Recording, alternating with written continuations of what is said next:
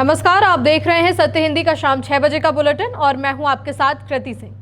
मैं संसद में जवाब देने के लिए तैयार हूं, ऐसा कहने के बाद भी शाह संसद नहीं पहुंचे, सिर्फ स्पीकर को एक चिट्ठी लिखी। इस रवैये पर पूरा विपक्ष भड़का हुआ है।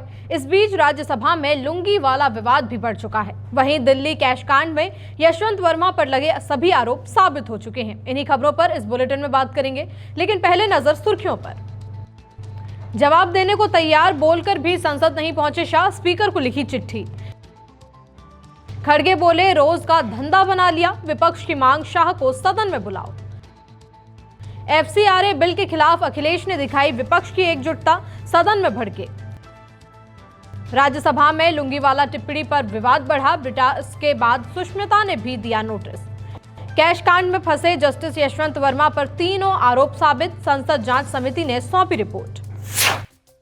राज्यसभा में राष्ट्रीय सहकारी विकास निगम संशोधन विधेयक NCDC बिल पेश होने के दौरान गृह मंत्री अमित शाह का नाम लिया गया, जबकि वे संसद में मौजूद ही नहीं थे। इस पर सदन में नेता विपक्ष मल्लिकार्जुन खड़गे भड़क उठे। देखिए साहब, ये सब हम जानते हैं और मैं यही चाहता हूं कि जिनके नाम से बिल है, किसी कारण वो एब्सेंट है तो चलेगा। ये रोज का यही धंधा हो गया। आप बुलाइए उसको,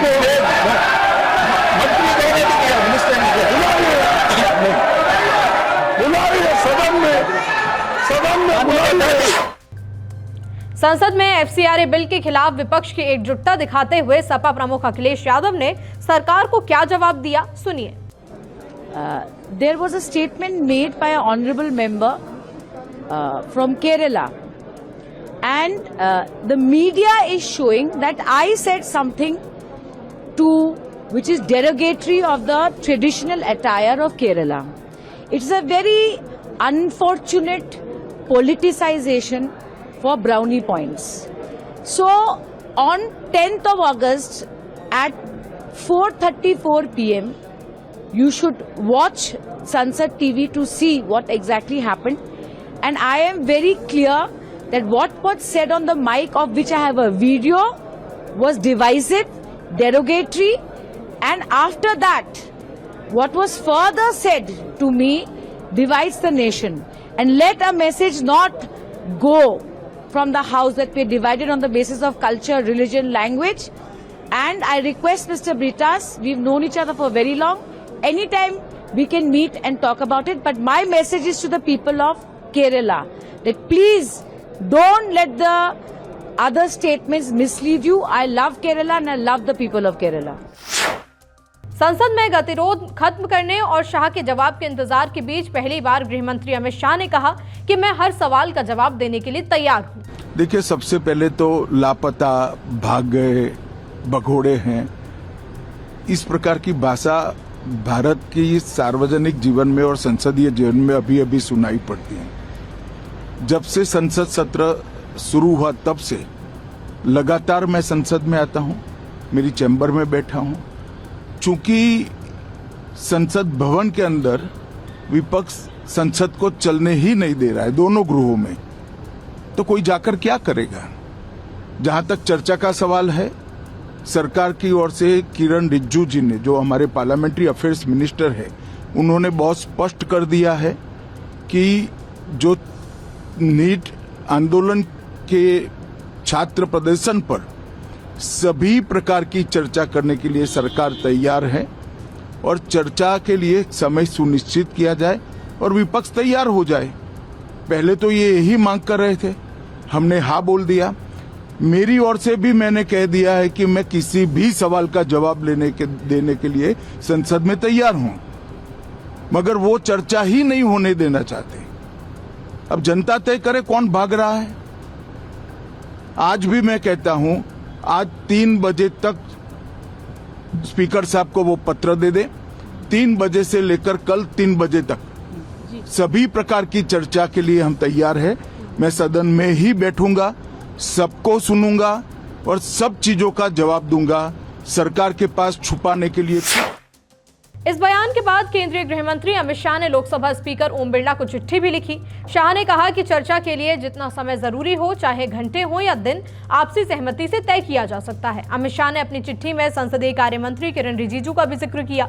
उन्होंने कहा कि बिजनेस एडवाइजरी कमेटी की बैठक में सरकार की तरफ से नीट को लेकर छात्र आंदोलन के मुद्दे पर चर्चा के लिए सहमति पहले ही दी जा चुकी है। शाह ने विपक्ष को लेकर यह भी सवाल उठाया कि मौजूदा सत्र में public examination prevention of unfair means amendment bill 2026 पर चर्चा हुई थी, लेकिन उस दौरान विपक्ष के किसी भी सदस्य ने सदन में नीट परीक्षा से जुड़े मुद्दों को नहीं उठाया। इसके बावजूद सरकार अब एक बार फिर से इस मुद्दे पर चर्चा के लिए तैयार है। अब अमित शाह ने स्पीकर ओम बिरला से कहा है कि वो विपक्ष से बात करें और आपसी सहमति से चर्चा का समय तय करें।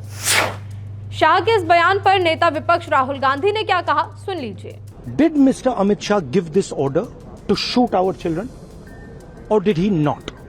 If he did, he should resign because he is culpable. And if he did not, he should resign because he is incompetent. Right? This is अब आपने मुझसे सवाल पूछा, आप उनको इंटरप्ट करती हैं। नहीं, जब वो बोलते हैं आप सुनिए, जब वो बोलते हैं आप इंटरप्ट करते हैं। नहीं, मेरा जवाब बोल दीजिए। आप इंटरप्ट करते हैं जब वो बोलते हैं, क्यों नहीं करते हैं आप? हमें इंटरप्ट करते हैं, हमें 24 घंटा इंटरप्ट करते हैं, मगर उनको कभी इंटरप्ट नहीं करते आप। उनमें क्या स्पेशल चीज है जो पूरा मीडिया चुप करके चूहे जैसे उसके सामने खड़ा हो जाता है? आपको स्टूडेंट्स नहीं डर रहे हैं, पूरे देश में स्टूडेंट्स नहीं डर रहे हैं, आपको भी नहीं डरना चाहिए। सर उनका जो एक सेकेंड, तो the question is not whether Mr. Amit Shah comes and opines. We don't care what he has to say. Okay? First of all, the most important thing to understand is 20 दिन के लिए गायब हो गए। यहां बैठे थे, गाड़ी आती थी जाती थी, 30 गाड़ियां उनके। Student should know this. 30 cars around Amit Shah. उनके घर के सामने जाइए, वहां पे मतलब 1000 पुलिस वाले खड़े हुए हैं कि कोई बच्चा ना आ जाए। तो गुब्बारे में से गैस निकल गई, अब लास्ट मिनट वो उसमें फिर से गैस भरने की कोशिश कर रहे हैं, बट गुब्बारा फट गया है। Amit Shah has no courage. The home minister of India has no courage, he can not come. Bulletin में अभी आगे और भी खबरें हैं। आम आदमी पार्टी ने उठाए शाह के बयान की टाइमिंग पर सवाल। आरजेडी की मांग, पहले जिम्मेदारी ले शाह फिर जवाब दें। लुंगी वाला विवाद बढ़ा, सुष्मिता ने ब्रिटास पर दिया नोटिस। यशवंत वर्मा पर तीनों आरोप साबित, समिति की बड़ी रिपोर्ट। आम आदमी पार्टी सांसद संजय सिंह ने भी शाह की जवाब देने की टाइमिंग पर सवाल उठाए हैं। तैयार है, अब अपोजिशन अपना स्टैंड क्लियर करे, वो छात्रों के मुद्दे पे। कल अंतिम दिन है सदन का, आज वो अचानक तैयार हो गए। इसका मतलब जानबूझ के आपने गतिरोध रखा, सदन चलने नहीं दिया। पूरी सरकार इस बात में लगी रही कि हम इसको कितना ज्यादा से ज्यादा टालें, और अब वो कह रहे हैं जब एक दिन बचा हुआ है, कल खत्म होने वाला है सदन का सत्र, तो अब आप कह रहे हो कि हम स्टेटमेंट देने के लिए तैयार हैं। भैया, दिल्ली देश की राजधानी में 500 छात्रों के हाथ पैर सर तोड़ दिए गए, पैलेट गन का इस्तेमाल हुआ। यहाँ पे बिना वर्दी के और बिना नेम प्लेट के गुंडे आके उन्होंने लाठियां भांजी। बिहार में AK-47 चली छात्रों पे। आपको अब हो सा रहा है बयान देने के लिए? चलिए आइए बताइए क्या किया आपने, क्यों किया। आरजेडी सांसद मनोज झा ने कहा कि पहले शाह जिम्मेदारी लें, उसके बाद जवाब दें, क्योंकि कोई भी यहां उनकी कथा सुनने के लिए नहीं बैठा है। डिफ्लेक्शन संसद भवन में होना और सदन में होना, जिसको इसका फर्क नहीं मालूम, उनको संसदीय गरिमा का कुछ नहीं मालूम। वो तो कह रहे हैं हम चर्चा के लिए तैयार है, आज भी 2 बजे तक ले आप स्पीकर को दीजिए। और कितनी गोलियां चलवा दी, कितनी गोलियां। नहीं, चर्चा से पहले स्वीकारोक्ति तो होनी चाहिए ना। पैलेट गन चलाने का आदेश किसने दिया? लाठियों में कील किसने ठुकवाई? इस तरह के माहौल में टीयर गैस का बेजा इस्तेमाल किसने किया? अगर ये सब नहीं बोलेंगे तो कथा सुनने के लिए लोग थोड़े बैठे हुए।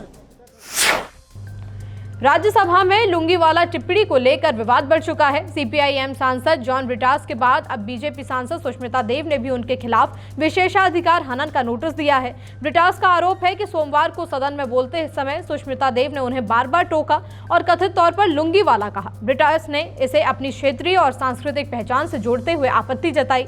वहीं सुष्मिता देव ने आरोप से इनकार करते हुए कहा कि उन्होंने किसी राज्य के पहनावे का बिल्कुल भी अपमान नहीं किया। उन्होंने ब्रिटास से बातचीत के जरिए गलतफहमी दूर करने की बात कही। बीजेपी नेता जेपी नड्डा ने भी दोनों सांसदों से अपने कक्ष में बातचीत करने की अपील की। सभापति सीपी राधाकृष्णन ने सांसदों से एक दूसरे की भावनाओं और क्षेत्रीय पहचान का सम्मान करने के लिए कहा। अब सभापति दोनों पक्षों से बात कर मामले को सुलझाने की कोशिश करेंगे। उत्तराखंड के सीएम पुष्कर सिंह धामी के सामने एक छात्रा ने राज्य में चल रहे भ्रष्टाचार की पोल खोलकर रख दी, लेकिन धामी ने जो जवाब दिया उसकी हर तरफ आलोचना हो रही है। मैं आधे से ज्यादा टाइम मेरा स्पोर्ट्स में जाता है। मैं अभी जम्मू गई थी ताइक्वांडो का नेशनल खेलने, तो वहाँ पे मेरा गोल्ड मेडल आया था। वहाँ से मेरा इंटरनेशनल के लिए सिलेक्शन हुआ था सर, लेकिन वहाँ पे पैसे मांग रहे थे। इंटरनेशनल के लिए सिलेक्शन हुआ था, वहाँ पे पैसे मांग रहे थे मुझे 1.5 लाख रुपए, तो जिसकी वजह से मैं इंटरनेशनल खेलने नहीं जा सकी। चलो बेटा, अभी बैठ जाओ। जस्टिस यशवंत वर्मा के खिलाफ जांच समिति ने अपनी रिपोर्ट में तीनों आरोपों को साबित माना है। मामला मार्च 2025 का है, जब दिल्ली के 30 तुगलक क्रिसेंट स्थित उनके सरकारी आवास के स्टोर रूम में आग लगने के बाद बड़ी संख्या में जले और अर्ध जले 500 रुपए के नोट मिले थे। समिति के मुताबिक नकदी के स्रोत और मालिकाना हक को लेकर जस्टिस वर्मा संतोषजनक जवाब नहीं दे पाए। नोटों की मौके पर गिनती या जब्ती नहीं हुई, जिससे कुल रकम का पता नहीं चल पाया। दूसरे आरोप में समिति ने माना कि आग के बाद स्टोर रूम को समय पर सुरक्षित नहीं किया गया और कई जरूरी सबूत नष्ट या फिर गायब हो गए। हालांकि समिति ने यह नहीं कहा कि जस्टिस वर्मा ने खुद नोट हटाए हैं। तीसरे आरोप में उनके जवाबों को अधूरा, टालम टोल वाला और प्रभाव में गुमराह करने वाला बताया गया। समिति ने यह भी कहा कि बरामद नोट सीधे तौर पर वर्मा के थे, ऐसा उसने तय नहीं किया है। रिपोर्ट अब आगे की कार्रवाई के लिए लोकसभा अध्यक्ष को सौंपी गई है। फिलहाल बुलेटिन में इतना ही। रात 8 बजे फिर मिलते हैं नई खबरों के साथ। तब तक के लिए नमस्कार।